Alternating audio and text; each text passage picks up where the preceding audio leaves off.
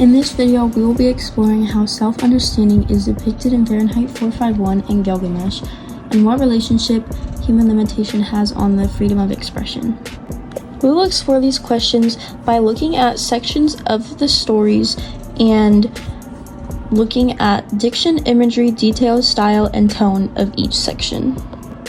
The first passage we will be looking at is from Fahrenheit 451 and is, "It was a pleasure to burn.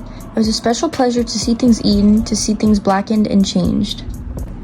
The imagery in this passage is things eaten and things blackened and changed, which both paint a vivid picture of destruction and engages the reader's senses and imagination.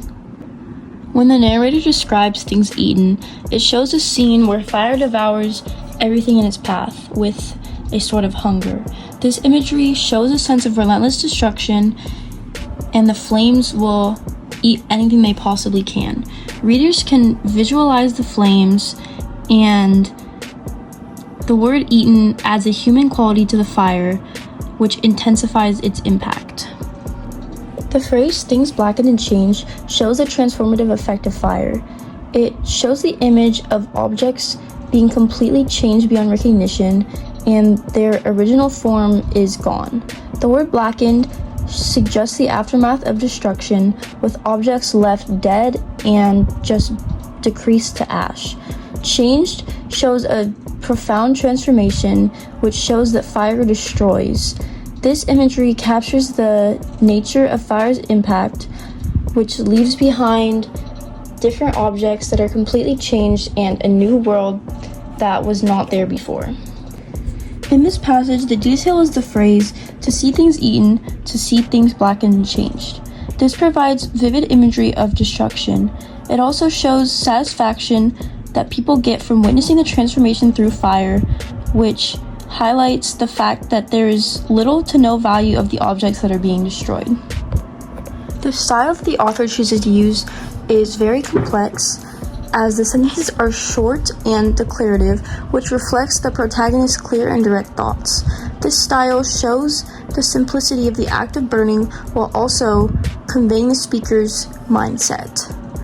The rhythmic flow of the sentences with their parallel structure and repetition create a hypnotic effect. This rhythm draws the reader into the speaker's perspective, which emphasizes the nature of destruction. The tone that is established in the novel is dark, but also hints at a fascination with destruction.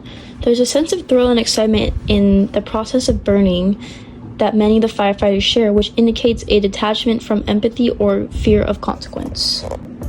The diction within this passage are the words "pleasure" and "burn," which set a tone of enjoyment and destruction.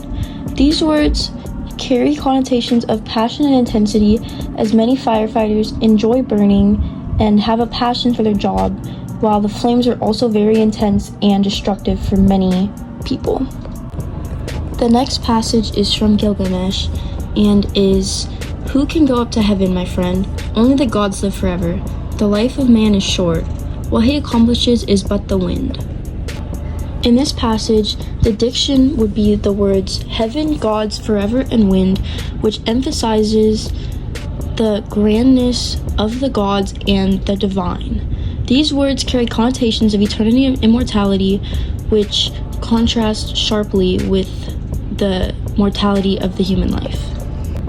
The imagery in this passage is going up to heaven, which creates a sense of awe in the mortals. It suggests a journey beyond human boundaries. It also creates images of a perfect world beyond the reach of humanity, which is full of gods and divine beings.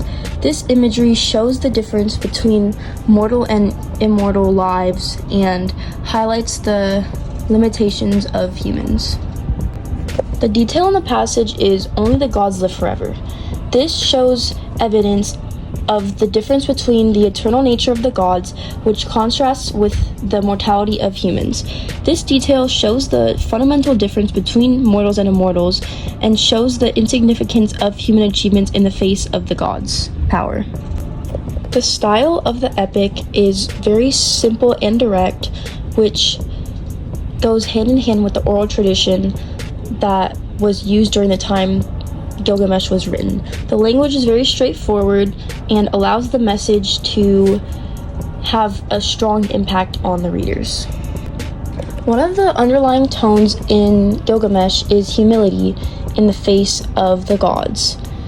Humans can recognize that they are limited in their existence and they will eventually die, and the tone shows a sense of awe for the gods while also acknowledging that human aspirations are unimportant.